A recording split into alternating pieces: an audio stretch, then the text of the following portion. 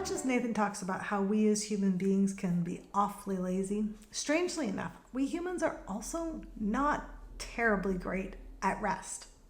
When we lived in the south end of Barrie, we were in a neighborhood where more than half of our neighbors commuted to Toronto every day for work before the pandemic. If I happened to be heading out to the GO train to catch any of the morning trains, it was not uncommon to pull out of my driveway at the same time as 2 or 3 other folks on my street. Meet up with a few more at the end of the street, a few more still on the secondary road, and by the time we got to Mapleview Drive, we were a veritable parade, even when we were heading out for the 5:30 train. That same process unwound itself in reverse when we would get home, again, regardless of what train we caught. In talking with neighbors in the odd moments we saw each other, we learned over time that many were awake at 4 or 4:30 in the morning, driving to the station, traveling to Toronto, working 8 to 9 hours, rushing back to catch the train home, picking up the kids from daycare, making dinner, doing homework, putting the kids to bed, and then many of them put in a good hour or 2 more after that, doing housework, laundry, or extra papers from their day job before hitting the hay between 11 and midnight. Evenings and weekends were also filled with kids' activities, swimming and soccer and hockey and dance classes, household maintenance like mowing the lawn or doing DIY projects, and errands that took up any extra time folks had. This meant that in general, our neighborhood was pretty empty when we were around during the day. There were some mums with young kids, a few seniors, and a couple of dog walkers out on nice days, but it was always pretty quiet, and the 2-car driveways were usually pretty empty during the day. Then the pandemic hit. The stay-at-home orders went out. Extracurricular activities were canceled. My neighbors' jobs moved almost entirely to work-from-home positions overnight. Most of the shops were shut, and in the midst of a global crisis, all of a sudden, my neighborhood came alive. Families went out for walks together. They played catch in the park. They were seen biking around during the middle of the day. We had conversations with people on an almost daily basis as we went for runs and rolls, people that we had never seen before. As the warm weather hit, garage doors were flung open, lawn chairs were arranged in wide semicircles, and friends gathered with a beer in the afternoons and early evenings to connect. And it wasn't just an outward difference we noticed. The impact of this shift in schedules on our neighbors seemed to go much deeper than that. They started reaching out to each other.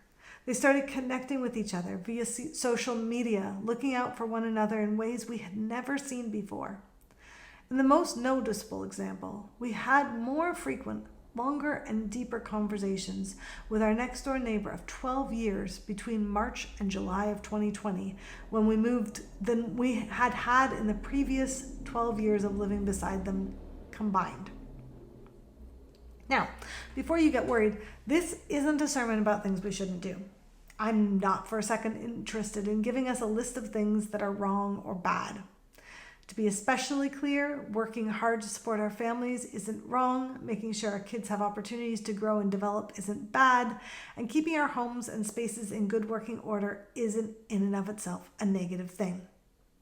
But something powerful, even transformative, happened in our neighborhood in those first few weeks of lockdown when so many people had unexpected opportunities to rest, not just as individuals, but collectively as a neighborhood. And that's really interesting to me.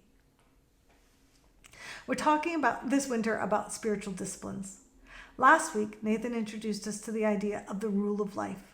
The idea that there are things we can decide are important to the way in which we live, that we can choose to make priorities in our lives. And the practice of examine, the idea that we can check in on a daily basis to see how we're doing at living in the ways we were designed to live. When I'm talking about spiritual disciplines with folks, I find that sometimes people get a bit squirmy. Depending on where you grew up and the language that was used around spiritual disciplines, it can feel like someone is trying to dictate terms for us, force us to live life a certain way. In essence, it can make us feel controlled. And if you're anything like me and the other people who live in my house, controlled is not a state of being that you like very much. But over time, I've discovered that a better way to approach spiritual disciplines is to see them as an invitation. See, we talk a lot at Vox about becoming the people Jesus would be if Jesus were us. And that can be a really tall order. We hear that we should maybe be less angry or more kind or less aggressive or more patient or lie less or be more faithful. But often it feels like once we have that list, we're just supposed to screw up our eyes and try harder. And I don't know about you, but I've never really had much success with that approach. That's where spiritual disciplines come in. These disciplines are the tools that followers of Jesus have been using for most of the past 2,000 years, sometimes longer. And they can help create the kind of lives that naturally look and feel more like Jesus calls us to live. And rest is one of those practices. Now, when some people think about rest, they think about sleep. Research shows us that sleep deprivation can definitely make us more irritable, angry, and depressed. It can cause issues with our metabolic, immune, and autonomic nervous systems. It affects our hormones and our digestion. Bottom line, for our bodies, emotions, spirits, and minds to work the way they were meant to work, we need our sleep. Most of us need about 7 to 8 hours of sleep a night. Most of us do best when that sleep is at a consistent time every night. We do best when we sleep in rooms that are the right temperature, 15 to 19 degrees Celsius, they tell me, and when we're able to sleep in darker spaces. They say that we sleep best when we give ourselves about an hour without screen time before bed, and that the amount of caffeine and alcohol we ingest throughout the day really does impact the length and quality of our sleep. But the truth of the matter is that for some people, sleep is easier than for others. Some people, like myself, find it terrifically easy to sleep 8, 9, even 10 hours a night on a regular sleep pattern, and others, like my daughter or Roy, struggle to sleep more than 3 or 4 hours many nights. So I want to be careful that we don't put too much pressure on the need to sleep in this conversation about rest. It's there, and it's a good thing to do, but it's one of those things we can only do our best at and can't ultimately control.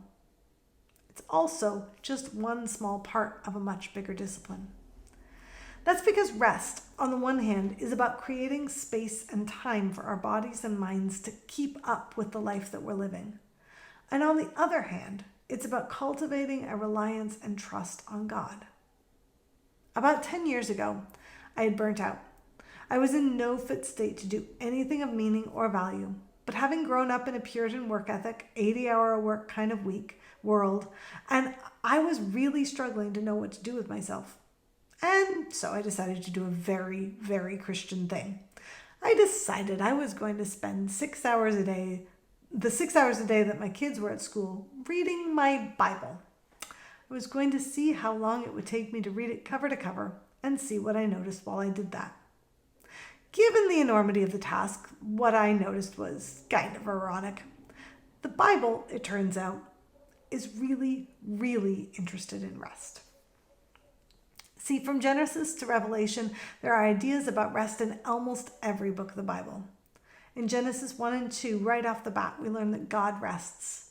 God rests each evening, and God rests once a week. The Creator God of the universe thinks that rest is important in God's daily and weekly rhythms, according to the Bible.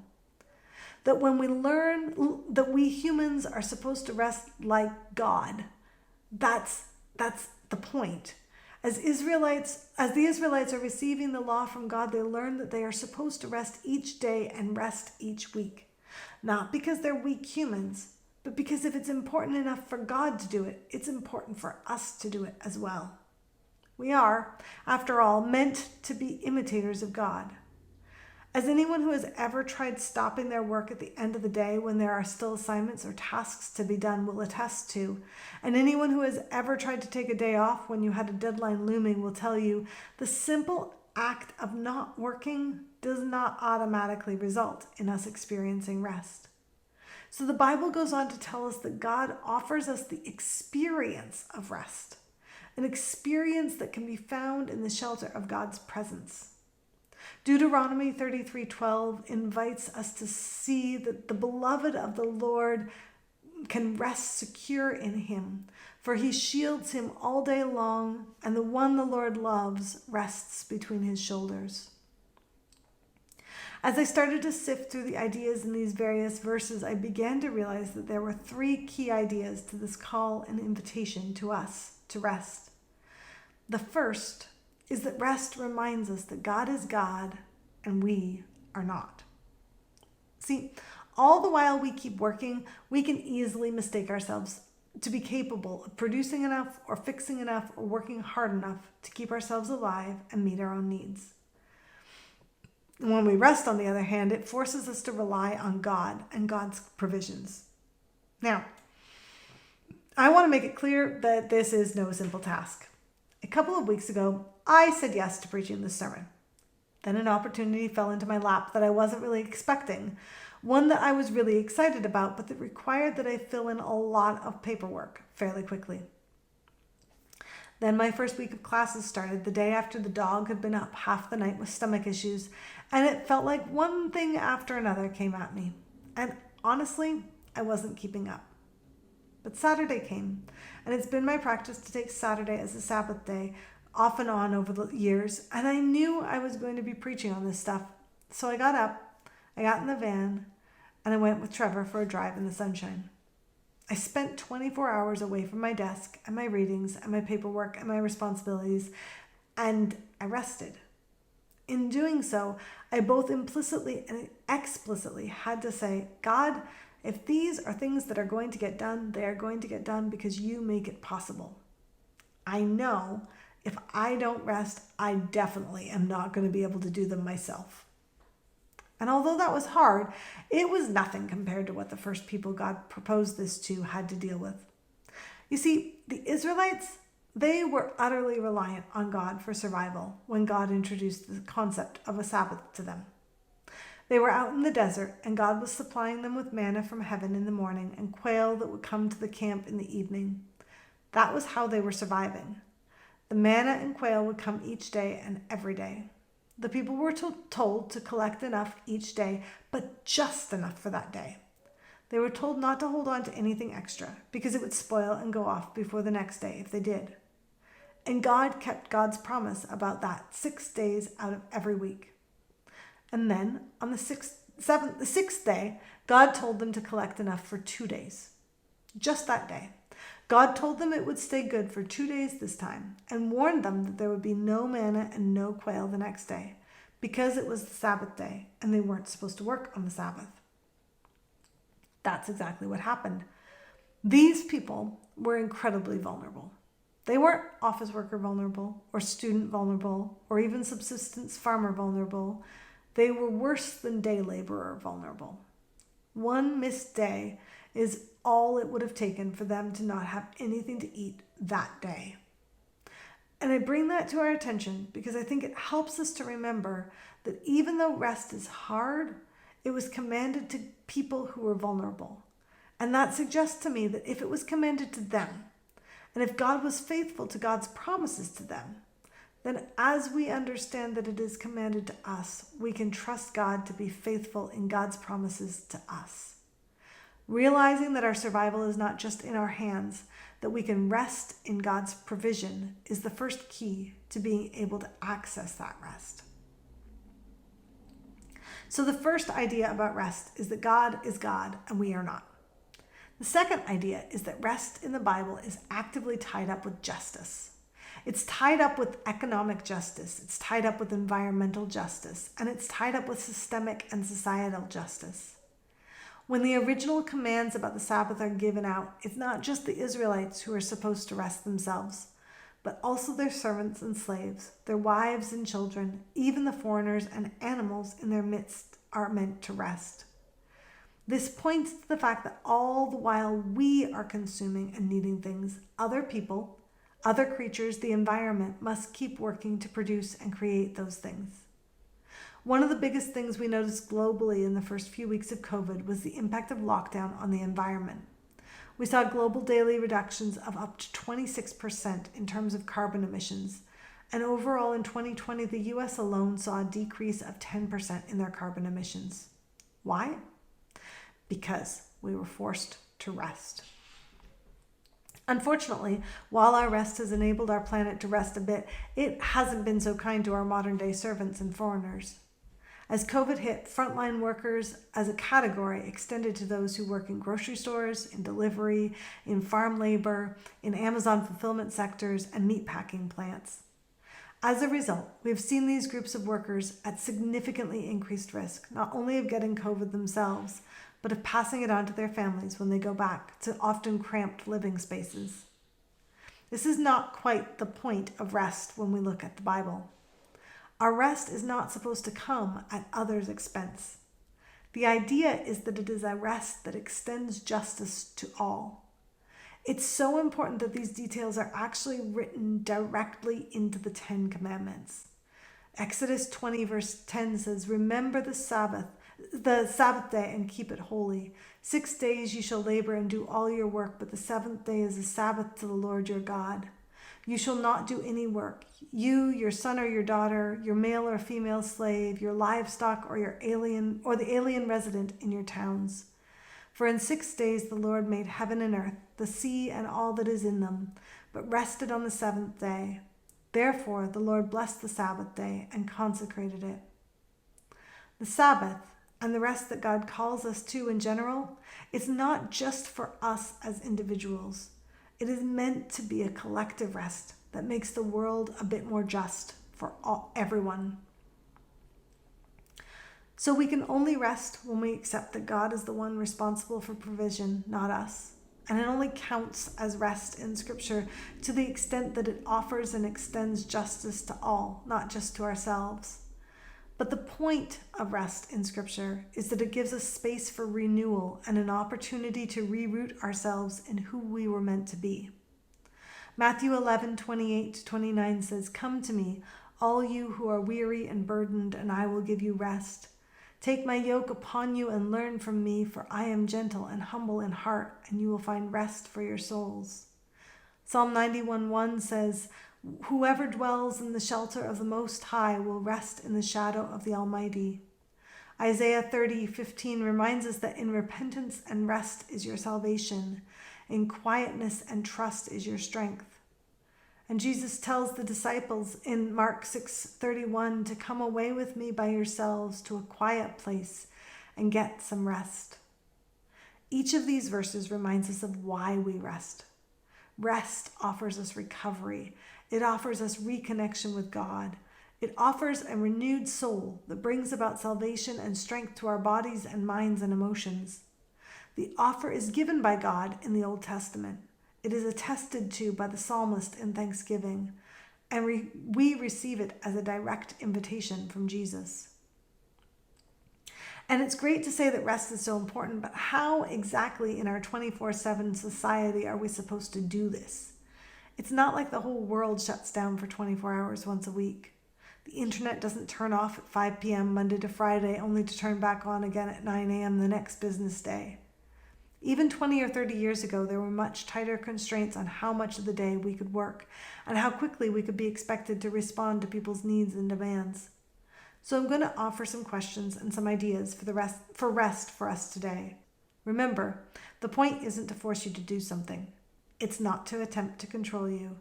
This is an invitation into living more fully the way God always intended for you to live. So where could that invitation take us? The first option is simply to consider how we spend our non-work time. I think most of us at Vox are pretty good in normal non-COVID times at spending at least some of the week engaged in activities that help us to rest. Hanging out at a bonfire with friends or sharing a meal together in community, going for walks in the woods, doing some adult coloring, having a nap in the hammock, going skiing, or reading a really great book. This type of rest is unhurried. It is often playful. There isn't a goal or an objective to achieve, but it also isn't just numbing out in front of a Netflix marathon. If you're anything like me right now, though, the options for rest have gotten quite limited. I tend to straddle the introvert-extrovert line, so I can enjoy a lot of these different activities. But after 10 months inside with the whole family here all the time, I am absolutely craving an empty house for an entire afternoon to have a lazy bubble bath and a nap and maybe pretend to read a novel. That sounds divinely restful, but it isn't really an option right now. And you may be feeling the same way yourself. But I realized as I was writing this sermon that since I couldn't rest the way I was used to resting, I just hadn't been resting nearly as much or as often or as well as I once had. And at the rate this COVID thing is going, we really can't afford to put rest off until the pandemic is over. So, the first question, how could you spend some time resting right now? And how could you be intentional about weaving that into your everyday life? The second option I've hinted at a bunch already here is Sabbath. I think sometimes we as Christians think of Sabbath as an Old Testament thing, a thing that the Israelites were supposed to do that doesn't apply to us as Christians.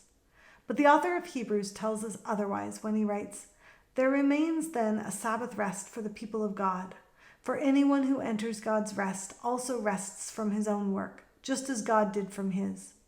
Let us, therefore, make every effort to enter that rest." Unfortunately, sometimes we go to the opposite extreme as Christians on this one. I grew up in a world that thought that the way to rest on the Sabbath was to attend church for 6 hours on Sundays, or if you were a preacher's kid like me, and let me tell you, that is not a restful Sabbath. And for a number of years, Trevor and I decided we were going to block Saturdays off as a Sabbath, but then spent those days having deep, hard, and difficult conversations with one another as we tried to pull our marriage back from the brink. While we were successful with the marriage, this was also not a restful way to have a Sabbath. So what would be? The simple answer is that this is an extension of the basic practices of rest we just talked about. Whatever rest looks like for you can be expanded as you begin to explore Sabbath. Maybe this week, instead of just taking a short walk around the neighborhood, you might take a longer walk in the woods on Saturday. Instead of a quick back and forth text conversation with a friend, maybe you spend Sunday afternoon having an old school phone conversation like we used to do when we were in high school. It's an opportunity to reconnect with God and a chance for play with the ones you love. This is a day without to-do lists, a day without obligation or requirements, a day to lean into the activities that help you cultivate the fruit of the Spirit. But if a whole day of Sabbath feels too daunting right now, start with a few hours. Start with an afternoon. Start with a morning. Try it in bits and pieces and see what comes of that. The third option for thinking about rest this week is to think about how we are spending our work time. Now, this one may feel a little bit harder. The book we're drawing from for this sermon series talks about a practice called slowing. And it's this idea that even when we're working, we don't have to always push so hard. Now, I, for one, am pretty sure some of you have this down pat already. A few of you worked on building our house for us, and one of the things that I noticed as it was being completed around us this summer is that the construction industry seems to have understood collectively that rushing doesn't make the job go faster. It just makes you more likely to make mistakes. The teams that were working on our house did good work, and they turned up consistently at 8 in the morning and worked consistently until about 4 in the afternoon. But they didn't rush through the job. They simply worked through each step as it came. And when it was time for a break, they took a break. More often than not, they took it together with others.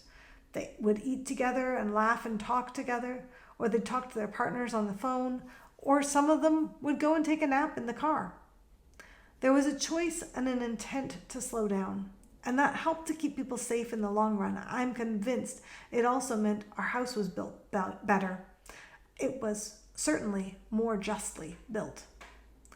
Slowing practices can include speaking more slowly, looking people in the eyes, chewing your meals slower, sitting longer over the table, or planning buffer time between meetings.